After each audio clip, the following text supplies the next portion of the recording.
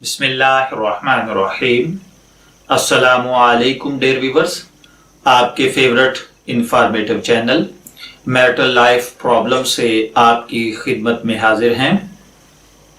हमारा आज का मौजू व गुफ्तगू बवक्ते निकाह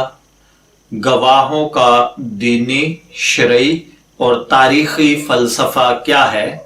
आज हम इस मौजू पर गुफ्तगू करेंगे। देखिए, गवाहों का फलसफा ये है कि एक लड़की जिसको आज तक किसी ने आपके साथ नहीं देखा, जो शादी के बाद आपके साथ जा रही हो, किसी को मालूम नहीं कि ये आपके साथ क्यों फिर रही है, या कहीं भी आप लोग पकड़े जाएं तो सबूत किस तरह मिलेगा कि आप मियां बीवी हैं या आपका आपस में कोई और ताल्लुक है। इस सूरत हाल में आप निकाह नामा दिखाएंगे तो वो भी उस वक्त माना जाएगा जब उस पर गवाहों की तस्दीक होगी, क्योंकि गवाहों की शर्त न रखी जाती तो हर जना करने वाला शख्स भी जो है वो फिर अपने आप को बाद में ये कह सकता था कि हम दोनों मियां बीवी हैं। और इसी तरीके से अगर गवाहों की शर्त ना हो तो कितने ही लोग आपस में निकाह करके खवातीन को इस्तेमाल करके छोड़ देते और बाद में निकाह का ही इनकार कर देते, या औरतें भी मर्दों के साथ ऐसा कर सकती थीं। देखिए, ये सवाल क्यों पैदा हुआ। मुझे गुज़िश्ता दिनों बहुत सारे कमेंट्स इस बात पर आए। मेरी एक वीडियो थी जिसके अंदर मैंने निकाह के शरई गवाहों के ऊपर गुफ्तगू की थी। उस पर बात करते हुए जब बहुत सारी बहनों ने और भाइयों ने उसको देखा तो मुझे बहुत सारी बहनों के कमेंट्स आए और मुझे इस बात पर रोना भी आया कि उन बेचारियों ने मर्दों के झूठे दावों के अंदर आकर तन्हाई में बैठकर जब उन्होंने एक दूसरे के लिए खुद को मजबूर पाया और अपने मर्द को कहा कि आप मेरे लिए निकाह का कोई इंतजाम करें, आप गवाहों का इंतजाम करें और हम निकाह कर लें, तो उस मर्द ने उस औरत को धोखा देते हुए ये कहा कि आपको और मुझे गवाहों की क्या जरूरत है, मेरे और आपके निकाह का गवाह अल्लाह ताला है और उन्होंने अल्लाह ताला को गवाह मानकर निकाह कर लिया। यानी सिर्फ दो आदमी, एक बीवी और दूसरा खामद बन गया, एक दूसरे के साथ एजाब व कबूल कर लिए और इस तरीके से उन्होंने अल्लाह को गवाह बना लिया और निकाह कर लिया। तो ये बार बार मुझसे ये बात पूछी गई कि आया इस तरीके से हमारा निकाह हुआ या नहीं। मैं हैरान हुआ कि एक बहन जो कि बहुत ज्यादा पढ़ी लिखी थी, उस बहन के साथ तो यहां तक हुआ कि वो बेचारी इस धोखे की वजह से 2.5 साल तक उस मर्द के साथ बीवी की तरह सोई। 2 दफा वो प्रेग्नेंट हुई और उसके खामद ने, उसको खामद तो नहीं कहा जा सकता, उस धोखेबाज ने उसको 2 दफा उसका अबार्शन करवाया।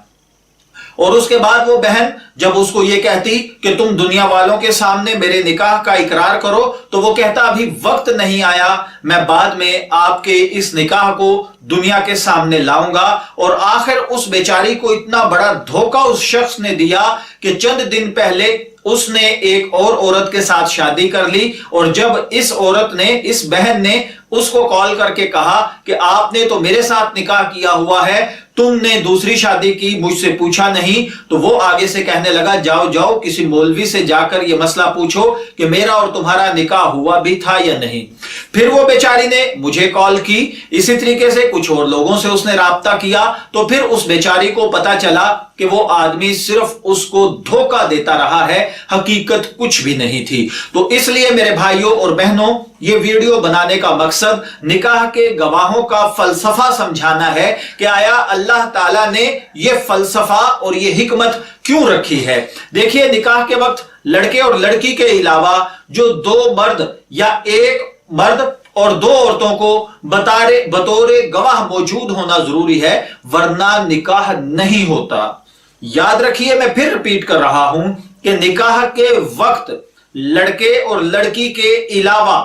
2 मर्द या एक मर्द और 2 औरतों का बतौर गवाह मौजूद होना जरूरी है। यह शर्त है ادروائز نکاح نہیں ہوتا۔ ہاں یہ ہے کہ یہ نکاح کے وقت لڑکی لڑکا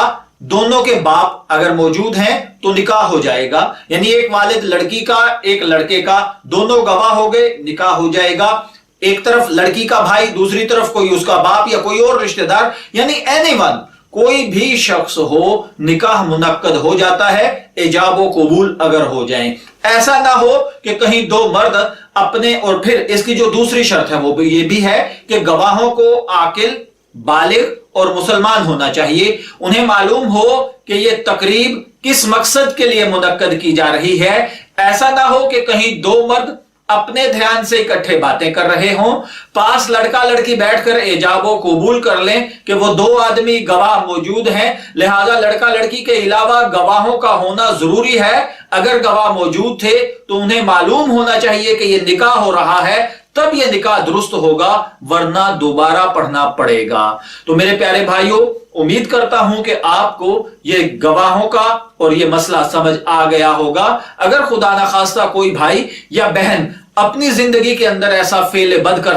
چکا ہے تو وہ زنا کا مرتکب ہو چکا ہے، اسے چاہیے کہ وہ توبہ اور استغفار کرے، اللہ تعالیٰ کے ہاں گڑ گڑائے، اور وہ اب ان لوگوں کا، ایسے دھوکے باز کا انتظار نہ کرے۔ اس کا نکاح نہیں ہوا ہے، کیونکہ چھپ کر نکاح کرنے کو ہماری شریعت نے منع فرمایا ہے کہ صرف ماں باپ کو، صرف اللہ کو گواہ بنا لیا جائے اور نکاح کر لیا جائے۔ یہ غلط بات ہے۔ دنیا کے اندر بہت سارے معاملات کے اندر بہت سارے لوگوں کو جواب دہ ہونا ہوتا ہے، اس لیے کبھی بھی ایسی حرکت بھول کر بھی نہ کریں اور ایسے دھوکے باز آدمی کے دھوکے میں نہ آئیں، بلکہ اللہ کے احکامات، شریعت کے قواعد کو آپ اپنے مد نظر رکھیں اور ان پریشانیوں سے اپنی اور اپنے اہل و عیال کی حفاظت کریں۔ آپ سوچیں، جب اتنے عرصے کے بعد ایک بہن کو پتا چلے گا کہ وہ 2.5 سال میں اس کی وائف نہیں تھی، اس نے صرف میرا مس یوز کیا ہے، تو اس بیچاری پر کیا بیتی ہوگی۔ وہ بہن بیچاری اب بھی جب مجھ سے کال کرتی ہے تو بیچاری کا رو رو کر برا حال ہو جاتا ہے۔ میں دعا گو ہوں کہ اللہ تعالی ہمیں ان باتوں کو سمجھنے کی اور اسلامی احکامات کے مطابق اپنی زندگی کو گزارنے کی توفیق عطا فرمائے۔ اجازت چاہیں گے، پھر ملیں گے کسی نئے مسئلے کے ساتھ، تب تک کے لیے اللہ